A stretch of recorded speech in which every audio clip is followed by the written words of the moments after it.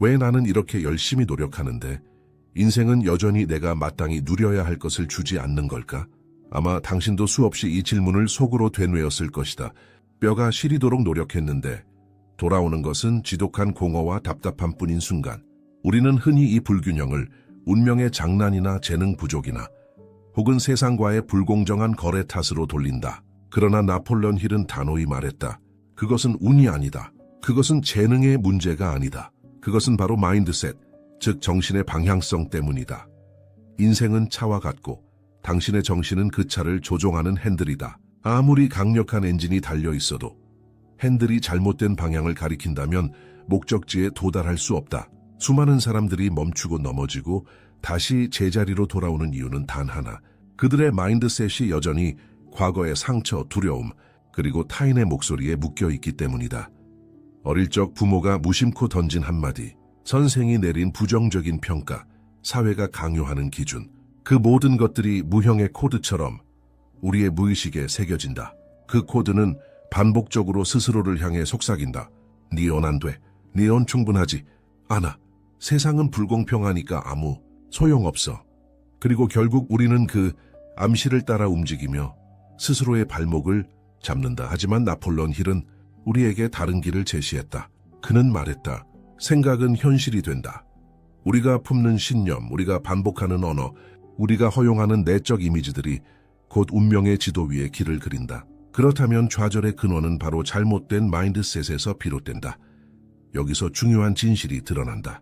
당신이 지금의 상황에 머물러 있는 것은 당신의 가능성이 부족해서가 아니라 당신의 정신이 잘못된 궤도 위에 올라타 있기 때문이다. 마인드셋이란 단순한 태도가 아니다.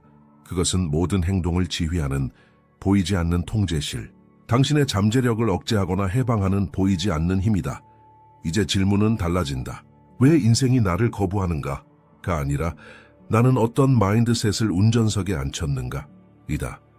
오늘도 당신의 정신은 운명의 차를 몰고 있다. 그 핸들을 어디로 돌릴 것인가? 눈에 보이지 않는 힘이 우리의 모든 선택을 지배한다. 그것이 바로 마인드셋이다. 사람들은 종종 인생의 결과를 운이나 능력, 혹은 외부 환경의 산물로 생각한다. 그러나 나폴레온 힐은 진실을 꿰뚫어 보았다. 인생을 움직이는 진짜 엔진은 외부가 아니라 내부의 정신 구조, 즉 마인드셋이다. 더 마인드셋은 일종의 보이지 않는 운영체제와 같다. 스마트폰의 앱은 화려하고 다양하지만 그 밑에서 작동하는 운영체제가 무너지면 어떤 앱도 제대로 작동할 수 없다. 우리의 정신도 그렇다. 아무리 목표를 세우고 책을 읽고 새로운 도전을 시작해도 깊은 무의식 속에 깔린 잘못된 마인드셋이 있다면 모든 시도는 자꾸만 벽에 부딪히고 만다. 그렇다면 이 마인드셋은 어디서 비롯되는가? 대부분의 경우 그것은 우리가 선택한 것이 아니라 주입된 것이다. 어린 시절 부모가 던진 무심한 말들, 학교에서 들은 평가와 비교, 사회가 정한 기준과 규칙, 심지어 실패와 상처로부터 스스로 새겨 넣은 부정적인 믿음들, 이 모든 것들이 하나의 코드처럼 마음속 깊은 곳에 새겨진다. 그리고 그 코드는 우리의 무의식에서 끊임없이 반복된다. 너는 안 돼. 넌 그럴 만한 사람이 아니야. 인생은 원래 불공평해.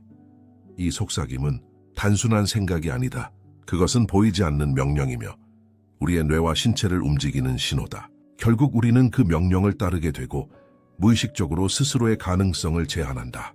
이 과정을 우리는 종종 자기 파괴라고 부른다.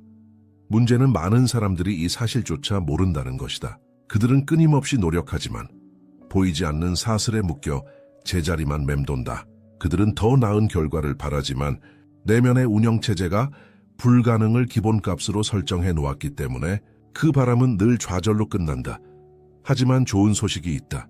운영체제가 잘못되었다면 그것을 다시 설치할 수 있다는 것이다. 마인드셋은 운명이 아니라 선택이다. 당신이 지금 어떤 길을 걷고 있든 어떤 과거를 가지고 있든 새로운 정신구조를 심고 키울 수 있다. 나폴레온 힐이 강조한 것도 바로 이 점이다. 인생의 패배자는 환경이 아니라 잘못된 사고방식이 만든다. 따라서 질문은 다시 이렇게 바뀐다. 나는 왜 실패했는가?가 아니라 나는 어떤 마인드셋을 허용했는가이다. 오늘 당신이 허용하는 생각은 내일의 당신을 만든다. 마인드셋이 곧 인생의 설계도이며 당신이 지금 손에 쥔 가장 강력한 무기다. 사람들은 종종 묻는다. 나는 원래 이런 사람이니까 바꿀 수 없지 않을까? 하지만 나폴레온 힐은 단호히 말했다. 마음은 다시 쓸 수 있다. 마치 낡은 프로그램을 지우고 새로운 운영체제를 설치하듯 우리의 정신 역시 의도적인 연습을 통해 재프로그래밍할 수 있다. 먼저 기억해야 할 것은 우리의 잠재의식은 논리로 움직이지 않는다는 사실이다. 잠재의식은 숫자와 계산이 아니라 반복과 감정에 반응한다. 그렇기에 한 번의 결심, 단 한 번의 결단은 잠재의식에 깊이 새겨지지 않는다. 오히려 매일같이 반복되는 생각, 습관적인 언어, 그리고 감정이 실린 이미지들이 무의식을 형성한다. 이것이 바로 힐이 강조한 반복의 힘이다. 아침에 눈을 뜰 때, 잠들기 전 하루의 짧은 순간마다 우리는 스스로에게 어떤 말을 하고 있는가? 그 말이 바로 잠재의식의 코드가 된다. 만약 나는 절대 못해라는 말을 반복한다면 잠재의식은 그것을 절대적인 명령으로 받아들인다. 그러나 반대로 나는 할 수 있다. 나는 이미 그것을 이루고 있다. 라는 선언을 반복한다면 잠재의식은 결국 그 신호를 현실의 행동으로 변환시킨다. 또 하나의 중요한 도구는 시각화이다. 단순히 단어를 되뇌는 것을 넘어서 원하는 결과를 선명하게 그려내는 것이다. 당신이 원하는 모습, 당신이 살아가고 싶은 삶을 매일 머릿속에 생생하게 영화처럼 재생하는 것. 뇌는 상상과 현실을 구분하지 못한다. 반복된 시각화는 결국 뇌가 그 이미지를 현실로 끌어들이는 강력한 자석이 된다. 하지만 리프로그래밍은 단지 앉아서 생각만 하는 것이 아니다. 그것은 반드시 행동과 연결되어야 한다. 나폴레온 힐은 행동 없는 신념은 환상에 불과하다고 말했다. 즉 반복과 선언, 시각화는 곧 작은 실천으로 이어져야 한다. 아무리 나는 건강하다라고 말해도 정작 몸을 돌보지 않는다면 잠재의식은 혼란에 빠지고 새로운 프로그램은 실행되지 않는다. 리프로그래밍의 핵심은 이 네 가지다. 반복, 매일같이 새 언어를 심는다. 확언 아파메이션, 긍정적이고 현재형의 문장을 감정과 함께 말한다. 시각화, 원하는 결과를 생생하게 본다. 행동, 작은 걸음이라도 매일 실행한다. 이 과정을 성실히 이어가는 순간 당신의 뇌는 점차 과거의 패배적 코드 대신 새로운 승리의 코드를 실행하기 시작한다. 결국 당신은 자신도 모르게 다른 선택을 하고 다른 행동을 하고 다른 길을 걷게 된다. 리프로그래밍은 하루아침에 완성되지 않는다. 그러나 그것이 완성될 때 당신은 더 이상 과거의 자신이 아니다. 마치 새로운 프로그램이 깔린 기계처럼 당신은 전혀 다른 현실을 살아가게 된다. 우리는 하루에도 수천 마디의 말을 한다. 그러나 그보다 더 많은 말은 입 밖으로 나오지 않는다. 머릿속에서 그리고 가슴 속에서 끊임없이 반복되는 내적 언어가 있다. 이 내적 언어야말로 우리 인생을 결정짓는 보이지 않는 지휘자다. 나폴레온 힐은 말했다. 당신의 무의식은 당신의 말을 곧바로 명령으로 받아들인다. 이 말은 단순한 은유가 아니다. 실제로 뇌는 반복되는 언어를 학습하고 그 언어에 맞추어 신체와 행동을 조정한다. 예를 들어 나는 절대 할 수 없어 라는 문장은 단순한 투정이 아니다. 그것은 무의식에게 내려진 금지령이다. 무의식은 곧 행동을 멈추고 새로운 시도를 차단한다. 반대로 나는 할 수 있다라는 문장은 단순한 낙관이 아니다. 그것은 무의식에게 보내는 출발 신호다. 마치 컴퓨터에 입력된 명령어처럼 뇌는 그 신호를 따라 행동을 시작한다. 결국 우리는 스스로가 내뱉은 언어의 결과를 살아가고 있는 셈이다. 문제는 대부분의 사람들이 자신이 어떤 말을 반복하고 있는지조차 모른다는 것이다. 나는 안 돼. 나는 늘 부족해. 이건 불가능해. 이런 말들은 무심코 흘러나오지만 그 말은 씨앗처럼 뿌려져 마음의 토양에 뿌리를 내린다. 그리고 시간이 지나면 거대한 나무처럼 성장하여 우리의 현실을 지배한다. 그렇기에 힐은 강조했다. 내적 언어를 의식하라. 내가 어떤 말을 나 자신에게 건네고 있는지 관찰하라. 그리고 그것이 부정적이라면 즉시 바꾸라. 예를 들어 언젠가 할 수 있겠지라는 말은 가능성을 열어두는 것 같지만 실제로는 끝없는 미룸을 명령하는 것이다. 반대로 나는 지금 하고 있다 라는 말은 현재의 뇌와 몸을 움직이게 한다. 언어 하나의 차이가 당신의 인생 전체를 다른 궤도로 바꿀 수 있다. 말은 단순한 소리가 아니다. 말은 창조의 씨앗이다. 씨앗이 심어진 곳에 반드시 무언가 자란다. 당신이 오늘 무심코 심은 내적 언어는 내일의 행동을 낳고 그 행동은 결국 운명을 낳는다. 그러니 스스로에게 물어야 한다. 나는 내 운명을 어떤 말로 짓고 있는가? 나는 스스로를 파괴하는 말로 무의식을 조종하는가? 아니면 스스로를 세우는 말로 미래를 열고 있는가? 우리가 흔히 가볍게 흘려보내는 한마디, 말은 결코 공중에서 사라지지 않는다. 말은 공기 속으로 흩어지는 소리가 아니라 잠재의식 속에 각인되는 명령이자 현실을 빚어내는 씨앗이다. 나폴레온 힐은 이 진실을 누구보다 강조했다. 그는 말했다. 당신의 말은 곧 당신의 운명이다. 생각해보라. 같은 상황에서도 어떤 이는 나는 끝났어라고 말하고 다른 이는 이건 시작이야 라고 말한다. 전자는 패배의 회로를 열고 후자는 성장의 회로를 연다. 결국 말의 차이가 삶의 궤적을 갈라놓는다. 잠재의식은 논리적 설명을 따지지 않는다. 잠재의식은 감정이 실린 언어에만 반응한다. 그래서 우리는 종종 이성적으로는 알면서도 감정이 실린 말 앞에 무너진다. 예를 들어 나는 실패자야라는 말은 단순한 자조가 아니라 무의식에 각인된 정체성 선언이다. 반대로 나는 다시 일어선다라는 말은 무의식에 새로운 길을 열어준다. 히틀러, 간디, 마틴 루터킹, 역사 속 거인들이 수많은 군중을 움직일 수 있었던 이유는 단순한 힘이나 권력이 아니라 단어의 힘이었다. 그들의 말은 단순한 소리가 아니라 불꽃이었다. 불꽃이 가슴에 떨어질 때 사람들은 움직이고 역사는 궤도를 바꾸었다.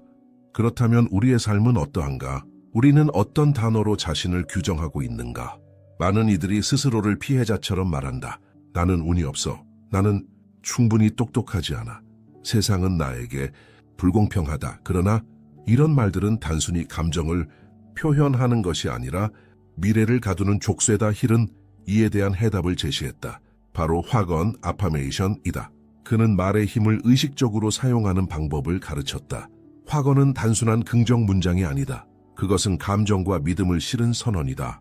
나는 언젠가 성공할 것이다가 아니라 나는 지금 성공을 향해 나아가고 있다. 나는 언젠가 강해질 것이다가 아니라 나는 이미 강하다. 이때 중요한 것은 현재형과 감정이다.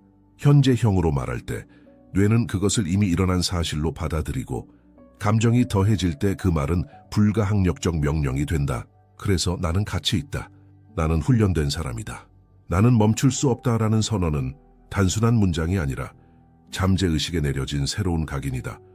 말은 날카로운 칼과 같다. 그것을 어떻게 쓰느냐에 따라 치유의 도구가 될 수도 있고 파괴의 무기가 될 수도 있다. 그렇다면 당신은 어떤 단어로 자신을 벼리고 있는가? 당신의 말은 당신을 묶고 있는가? 아니면 당신을 날아오르게 하고 있는가? 우리의 삶을 가장 강력하게 지배하는 것은 외부의 장애물이 아니라 마음속 깊이 자리 잡은 제한적 신념이다. 나폴레온 힐은 이 신념을 보이지 않는 족쇄라고 불렀다. 그것은 눈에 보이지 않지만 우리의 생각을 가두고 행동을 마비시키며 가능성을 닫아버린다. 제한적 신념은 크게 세 가지 영역에서 나타난다. 첫째, 자기 자신에 대한 신념. 나는 충분히 똑똑하지 않아. 나는 원래 이런 사람이니까 바뀔 수 없어. 나는 성공할 자격이 없어. 이런 말들은 스스로를 가장 잔인하게 가두는 철창이다. 스스로의 가능성을 부정하는 순간 무의식은 그 부정을 절대적인 법처럼 받아들인다. 둘째, 타인에 대한 신념. 아무도 나를 도와주지 않을 거야. 사람들은 결국 다 배신해. 성공한 사람은 모두 이기적이야. 이런 신념은 관계를 차단하고 협력을 불가능하게 만든다. 하지만 나폴레온 힐은 강조했다. 위대한 성취는 결코 혼자 이루어지지 않는다. 사람을 믿을 수 없다는 신념은 곧 성장의 문을 닫는 행위다. 셋째, 세상에 대한 신념. 세상은 불공평하다. 운이 없으면 아무 소용없어. 돈은 더러운 거야. 이런 생각들은 세상을 적으로 만들고 당신을 영원한 피해자로 만든다. 그러나 힐은 말했다. 우주에는 풍요가 넘쳐난다.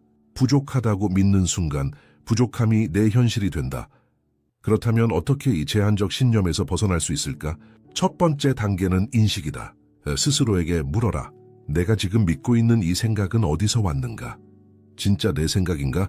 아니면 부모, 사회, 과거의 상처가 주입한 환영인가? 인식하는 순간 신념은 더 이상 절대적인 힘을 잃는다. 두 번째 단계는 질문이다. 정말로 이게 진실일까? 모든 사람이 날 버렸는가? 모든 기회가 닫혀 있는가? 질문은 신념을 흔들고 균열을 만든다. 세 번째 단계는 대체다. 부정적인 신념 대신 새로운 신념을 선택하라. 나는 부족하다 대신 나는 성장 중이다. 세상은 불공평하다. 대신 세상은 기회를 주는 법칙으로 움직인다. 새로운 신념은 마치 씨앗처럼 심겨져 점차 무의식의 토양을 바꾼다. 네 번째 단계는 행동이다. 새로운 신념은 행동으로 증명되어야 한다.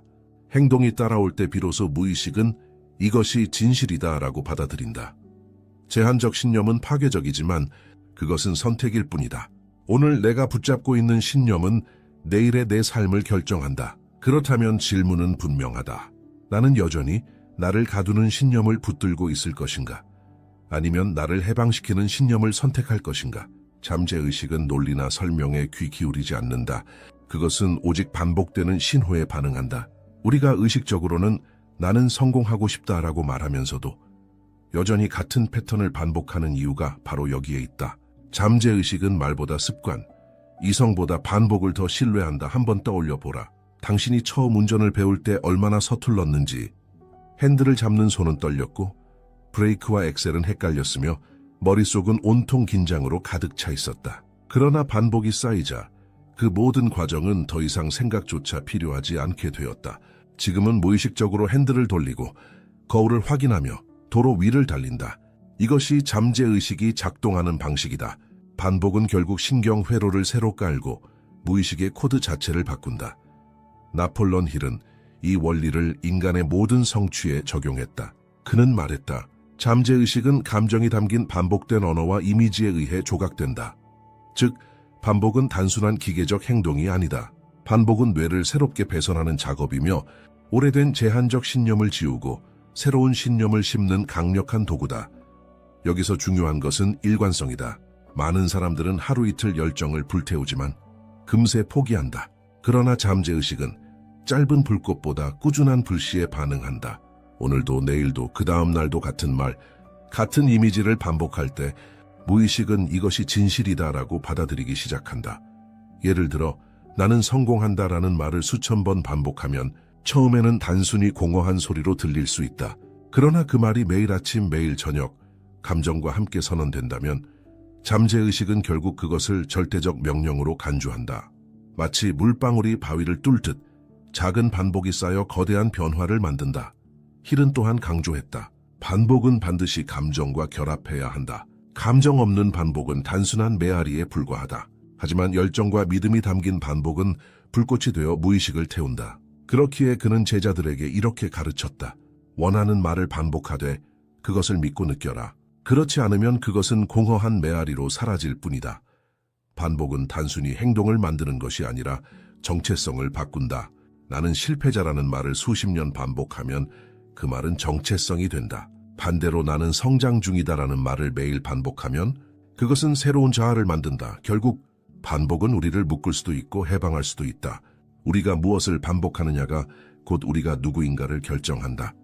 그러니 스스로에게 물어야 한다. 나는 어떤 말, 어떤 이미지를 매일 반복하고 있는가? 그것은 나를 제한하는가? 아니면 나를 해방하는가? 나폴레옹 힐은 이렇게 말했다. 감정 없는 단어는 무력하다. 단어는 씨앗이지만 감정은 그 씨앗이 싹트고 자라도록 만드는 햇빛과 물이다. 반복되는 단어가 잠재의식에 스며든다고 했을 때 그것이 실제로 힘을 발휘하게 만드는 요소는 바로 감정이다. 한번 상상해보라. 누군가가 무심하게 나는 할 수 있다라고 중얼거린다면 그 말은 공기 중에서 금세 사라진다. 그러나 같은 문장을 눈을 불태우듯 바라보며 주먹을 움켜쥐고 가슴 깊은 곳에서 울려 퍼지는 목소리로 외친다면 그 말은 단순한 소리가 아니라 명령이 된다. 잠재의식은 이 명령을 즉시 받아들여 새로운 행동의 불씨로 바꾼다. 감정은 단어를 불붙이는 불꽃이다. 시각화와 결합할 때 그 힘은 배가 된다. 원하는 장면을 생생하게 상상하고 그 장면 속에서 실제로 느끼는 듯 감정을 끌어올릴 때 뇌는 그것을 현실과 구분하지 못한다. 뇌 속 신경망은 실제 경험처럼 반응하며 마치 이미 일어난 일처럼 새로운 회로를 만든다. 또 하나 중요한 도구는 신체적 앵커링이다. 단순히 말로만 반복하는 것이 아니라 몸의 움직임을 결합하는 것이다. 예를 들어 나는 멈출 수 없다라는 확언을 외치면서 주먹을 강하게 움켜쥐는 행위. 이 순간 단어와 감정, 그리고 신체적 동작이 하나로 연결되며 강력한 신호가 잠재의식에 각인된다. 그러나 여기에는 주의해야 할 점이 있다. 감정은 양날의 검이다. 긍정적 감정이 단어를 창조의 도구로 만든다면 부정적 감정은 단어를 파괴의 무기로 만든다. 나는 실패자야라는 말을 절망과 수치심 속에서 반복하면 그 말은 잠재의식을 철저히 무너뜨린다. 결국 그 부정적 감정이 더 큰 실패와 좌절을 현실로 끌어들이게 된다. 그래서 힐은 이렇게 경고했다. 당신의 감정을 지배하라. 그렇지 않으면 감정이 당신을 지배할 것이다. 감정은 억누를 대상이 아니라 길들여야 할 말이다. 불길은 제어할 때 따뜻함과 빛을 주지만 방치하면 집을 태운다. 감정도 마찬가지다. 결국 단어와 감정의 결합은 인생을 변화시키는 가장 강력한 도구다. 무심한 반복은 미약한 파동에 불과하지만 감정이 실린 반복은 산을 움직이는 힘이 된다. 그러니 스스로에게 물어야 한다. 나는 어떤 감정을 단어에 실어 보내고 있는가? 내 감정은 나를 세우고 있는가? 아니면 나를 무너뜨리고 있는가? 우리는 하루 종일 누군가와 대화한다. 가족, 동료, 친구. 그러나 가장 긴 시간을 함께 나누는 대화 상대는 다름 아닌 자기 자신이다. 눈에 보이지 않고 소리로 들리지 않지만 머릿속에서는 끊임없이 내적 대화가 흘러가고 있다. 그리고 이 대화야말로 우리의 운명을 조용히 그러나 확실하게 빚어낸다. 나폴론 힐은 내적 대화를 잠재의식이 듣는 라디오라고 불렀다. 잠재의식은 그 라디오에서 흘러나오는 메시지를 그대로 현실의 설계도로 삼는다. 문제는 많은 사람들이 자신이 하루 종일 자신을 향해 보내는 메시지를 의식하지 못한다는 것이다. 그 라디오는 끊임없이 흘러가지만 대부분의 경우 그것은 부정과 회의로 가득 차 있다. 나는 왜 항상 이 모양일까? 또 실패하면 어떡하지? 역시 나는 부족해. 이런 대화는 단순한 불평이 아니다. 그것은 무의식에 내려진 명령이다. 무의식은 이런 내적 언어를 의심하지 않는다. 그것을 사실로 받아들이고 그 사실에 맞추어 행동과 선택을 제안한다. 그러나 내적 대화는 파괴만 하는 것이 아니다. 의식적으로 다루면 그것은 강력한 무기가 된다. 우리가 스스로에게 어떤 말을 하느냐에 따라 무의식은 전혀 다른 현실을 구축한다. 첫 번째 단계는 의식하기다. 당신이 지금 자신에게 무엇을 말하고 있는지를 관찰하라. 마치 머릿속에서 흘러나오는 라디오 방송을 가만히 들여다보듯 그 메시지를 포착하라. 두 번째 단계는 즉각 교체하기다. 부정적인 메시지가 흘러나오면 그 순간 곧바로 새로운 메시지로 바꾸어야 한다. 예를 들어 나는 할 수 없어 라는 생각이 올라오면 즉시 나는 할 수 있다. 나는 이미 시작했다 라는 선언으로 교체하라. 이 과정은 처음에는 인위적으로 느껴지지만 반복될수록 새로운 회로가 형성된다. 세 번째 단계는 미래의 자아처럼 말하기다. 내가 되고 싶은 사람처럼 스스로에게 말하는 것이다. 나는 아직 멀었어. 대신 나는 성장 중이야. 매일 더 나아지고 있어. 이렇게 말하면 잠재의식은 당신을 현재의 모습이 아니라 미래의 가능성에 맞추어 행동하게 만든다. 내적 대화는 마치 강물과 같다. 그 흐름이 부정으로 향하면 당신의 인생은 절망의 바다로 흘러간다. 그러나 그 흐름을 의식적으로 바꾸면 강물은 희망의 바다로 흘러간다.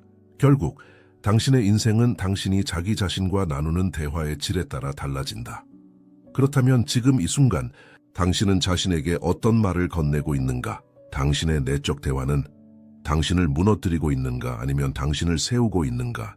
의심은 마치 그림자처럼 다가온다. 처음에는 조용히 속삭인다. 조금 더 준비한 다음에 해도 되잖아. 확실하지 않은데 굳이 위험을 감수해야 할까?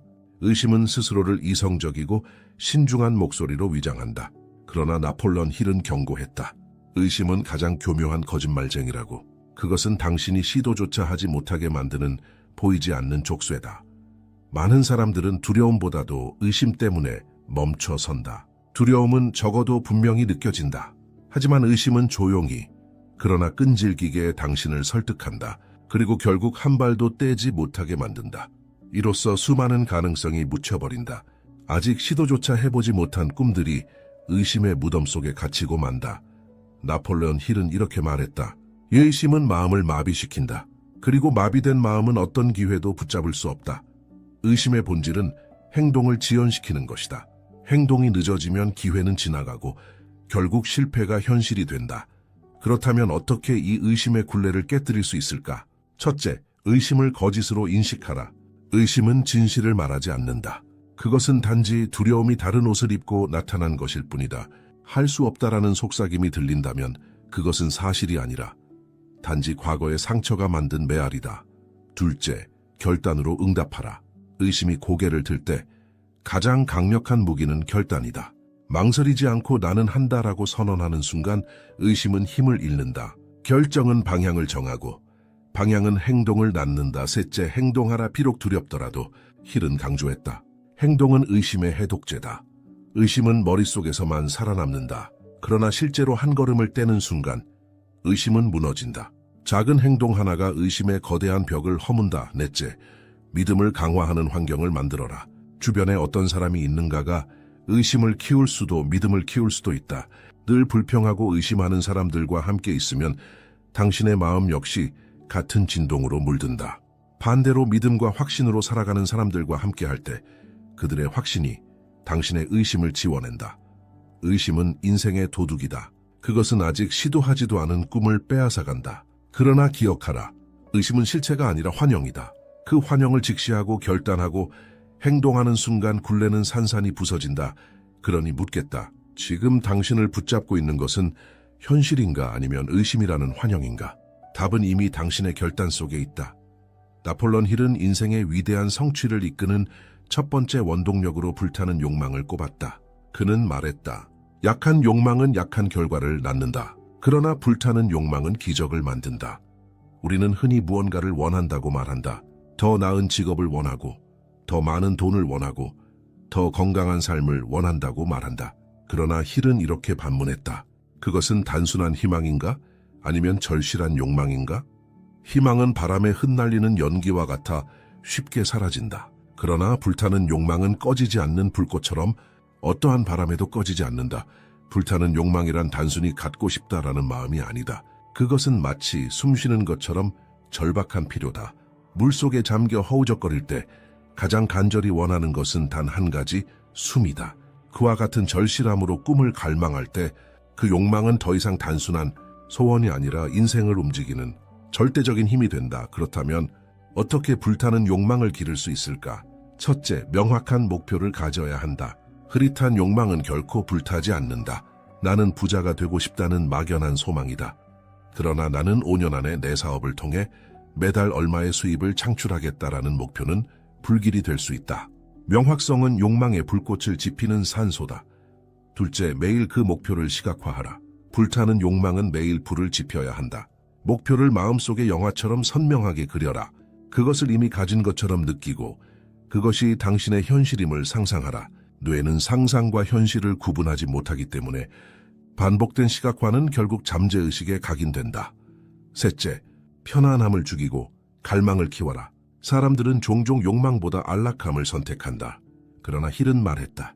안락함은 욕망의 적이다. 불타는 욕망은 불편함 속에서 자란다. 당신이 스스로를 도전 속에 두지 않는다면 욕망의 불은 약해진다. 넷째, 욕망을 더 큰 목적과 연결하라. 단순한 욕망은 쉽게 꺼진다. 그러나 욕망이 더 큰 의미와 연결될 때 그것은 꺼지지 않는 불이 된다.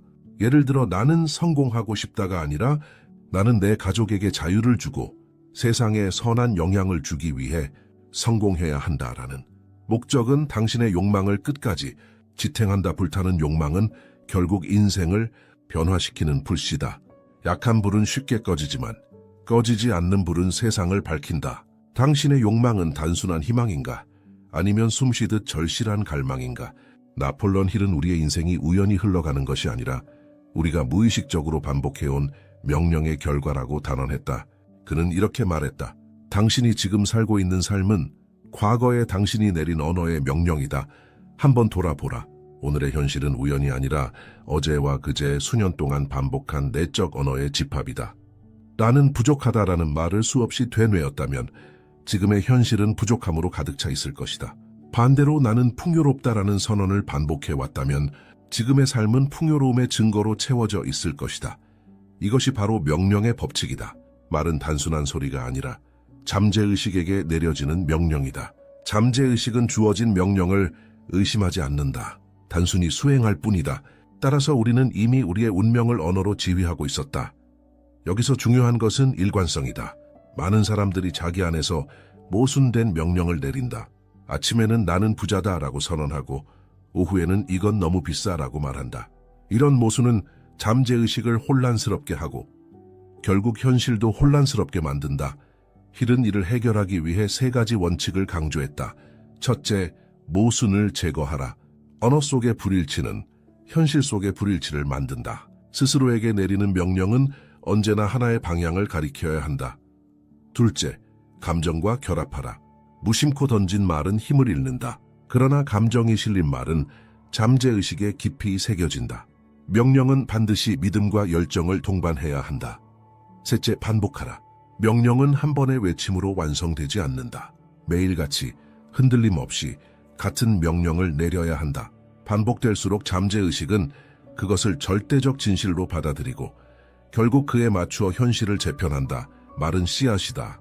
씨앗은 반드시 싹트고 꽃을 피우며 열매를 맺는다. 그러니 스스로에게 물어야 한다. 나는 지금 어떤 씨앗을 심고 있는가? 내 언어는 나를 가두는 족쇄인가? 아니면 나를 날아오르게 하는 날개인가? 명령의 법칙은 분명하다. 말은 운명을 창조한다. 그러므로 이제는 무심코 흘려보내는 단어 하나조차 주의해야 한다.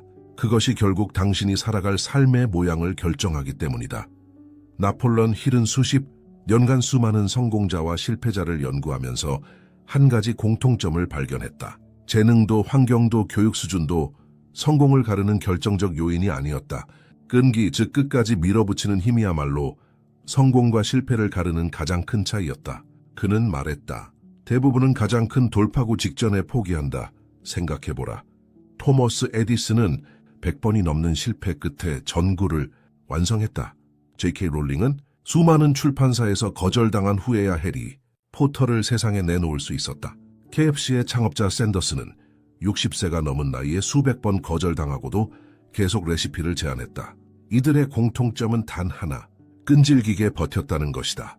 끈기는 단순히 버티는 것이 아니다. 힐이 말하는 끈기는 의도적이고 지혜로운 지속이다. 같은 실수를 끝없이 반복하는 고집이 아니라 배우고 조정하며 포기하지 않는 태도다.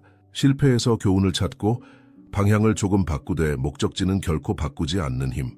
이것이 진짜 끈기다. 끈기를 유지하려면 몇 가지 기반이 필요하다. 첫째, 분명한 이유 Y가 있어야 한다. 목적이 약하면 작은 어려움에도 무너진다. 그러나 불타는 이유가 있다면 어떤 폭풍도 꺾을 수 없다. 둘째, 어려움을 예상하라. 힐은 성공의 길에는 반드시 장애물이 놓여 있다고 했다. 장애물이 나타날 때 놀라거나 낙심하지 마라. 그것은 예정된 과정이다. 미리 알고 있으면 무너지지 않는다. 셋째, 일상의 규율을 지켜라. 끈기는 거대한 결심이 아니라 작은 습관의 연속이다. 매일 한 페이지를 쓰는 작가, 매일 1시간 훈련하는 운동선수, 매일 한 통의 전화를 거는 사업가, 이런 작은 일들이 모여 기적을 만든다. 넷째, 실패를 피드백으로 보라.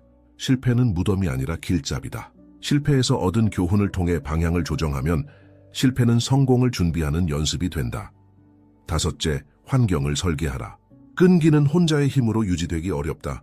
믿음을 주는 사람들과 함께하라. 그들의 에너지가 당신의 끈기를 지탱한다. 반대로 부정적인 사람들은 끈기의 불을 꺼뜨린다. 끈기는 조용하지만 그 힘은 폭풍보다 강하다. 사람들은 화려한 재능과 번뜩이는 아이디어를 찬양하지만 역사를 바꾼 것은 언제나 포기하지 않은 자들이었다. 당신이 지금 겪는 고난이 바로 포기할 순간처럼 느껴질 수 있다. 그러나 기억하라. 바로 지금이 가장 중요한 순간일 수 있다. 성공은 마지막 걸음을 내디딘 자의 것이기 때문이다. 나폴레온 힐의 철학을 관통하는 진실은 단순하다. 성공은 결코 사고가 아니다. 그것은 운명의 장난이나 행운의 결과물이 아니다. 성공은 언제나 의식적 선택과 지속적 행동의 열매다. 생각해보라. 당신이 지금 걷고 있는 길은 과거의 선택이 만든 결과다. 오늘의 당신은 어제의 사고방식, 어제의 단어, 어제의 행동이 합쳐져 만들어졌다. 그리고 내일의 당신은 오늘 당신이 내리는 선택에 의해 다시 쓰여질 것이다. 성공은 4가지 기둥 위에 세워진다. 첫째, 마음을 지배하는 힘. 생각을 의식하고 무의식을 재프로그래밍하며 단어와 감정을 다스리는 힘. 둘째, 불타는 욕망. 단순한 희망이 아니라 절실한 갈망으로 꿈을 붙드는 힘. 셋째, 끊임없는 행동. 결정을 행동으로 옮기고 반복 속에서 자신을 새롭게 만드는 힘. 넷째, 끈기. 장애물과 실패 속에서도 멈추지 않고 나아가는 힘. 이 4가지가 결합될 때 인생은 더 이상 우연이 아니다. 그것은 하나의 설계도가 되고 당신은 그 설계도를 따라 제국을 세우는 건축가가 된다. 그러니 지금 이 순간 선택은 분명하다. 당신은 여전히 부정적인 언어와 의심 속에 머물며 같은 삶을 반복할 것인가? 아니면 새로운 언어와 믿음을 선택하여 운명을 새롭게 그려낼 것인가? 세상은 당신이 어떤 선택을 내리느냐에 따라 응답한다. 말은 씨앗이고 욕망은 불꽃이며 행동은 도구이고 끈기는 토양이다. 이 모든 것을 합칠 때 성공은 필연이 된다. 마지막으로 힐의 말을 빌리겠다. 꿈꾸는 것으로는 충분하지 않다. 세상은 행동하는 자를 필요로 한다. 이제는 더 이상 기다리지 마라. 당신의 미래는 이미 당신 안에 있다. 지금 선택하라. 당신의 마음을 지배하라. 욕망을 불태워라. 단어로 명령하고 행동으로 증명하라. 끈기로 그 길을 끝까지 걸어라. 그러면 마침내 당신은 마땅히 누려야 할 삶을 얻게 될 것이다.